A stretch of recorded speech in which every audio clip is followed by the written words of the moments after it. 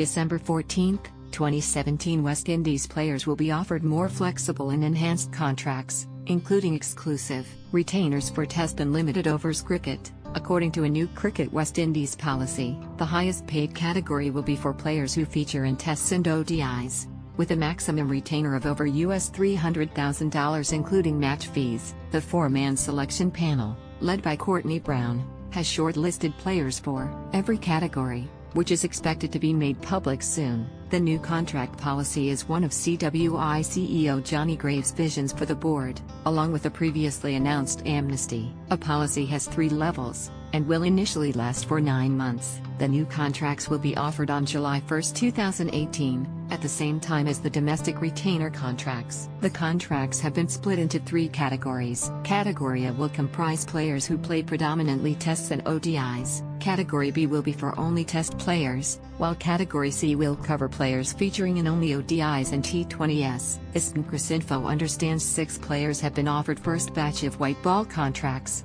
Category C: Carlos Brathwaite, Jason Mohammed, Evan Lewis, Rovman Powell, Ashley Nurse, and Kasrick Williams. According to Grave, CWI will keep player remuneration private and confidential. He also highlighted that a player contracted in Category A can earn over $300,000, independent of domestic T20 deals, while players in other contract categories will also stand to earn 6-figure retainers. SUBCRIBER believes the dollar value of the new retainers are more than double the previous highest-earning contracts that have been offered to players in the past 3 years following the abandoned 2014 tour to India. Under the previous contract arrangement, players were contracted for 1 year only. A Category A contract was worth $140,000. Category B $120,000 and Category C $100,000, with highly reduced match retainers that were redirected to pay domestic players in the revamped Professional Cricket League. Although CWI has not confirmed this,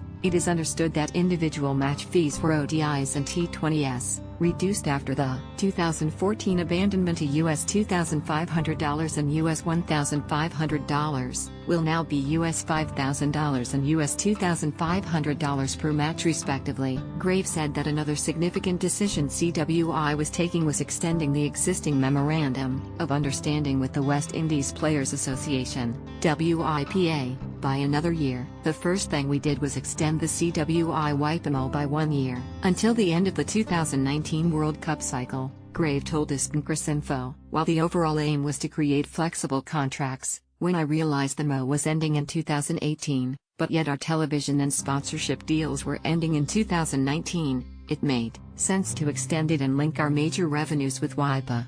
Grave further explained why only 6 players received Category C contracts, highlighting they were solely chosen by the selection panel. I create paperwork and numbers. Selectors chose those 2 awards contracts. Jimmy Adams, CWI Director of Cricket, and I weren't involved in that. Evan Lewis made his second one-day 100 Getty Images. However, the logic behind those is, Carlos, although he is not an ODI team, is our T20 captain. Jason Mohammed is the ODI vice captain, and Nurse has performed well this year in limited overs cricket. Evan, Rovman and Kasrick are upcoming players. We want to offer incentives to want to play and be loyal to West Indies and not T20s leagues, which, for good reason, are already after their talents.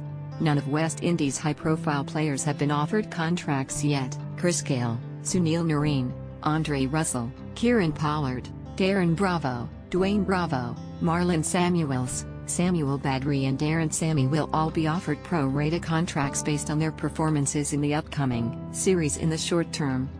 Sammy and Bravos don't play for West Indies at the moment, so we can't offer contracts to people who are not in the team, Graves said. Pollard, Narine and Badri are only in the T20 team, and white ball contracts are for those who play ODIs and T20s. It's a view of the selectors that both Pollard and Narine have to show form in the regional Super 51-day competition to regain selection in the ODI team. If they play that tournament and perform, I don't see why they wouldn't get recalled.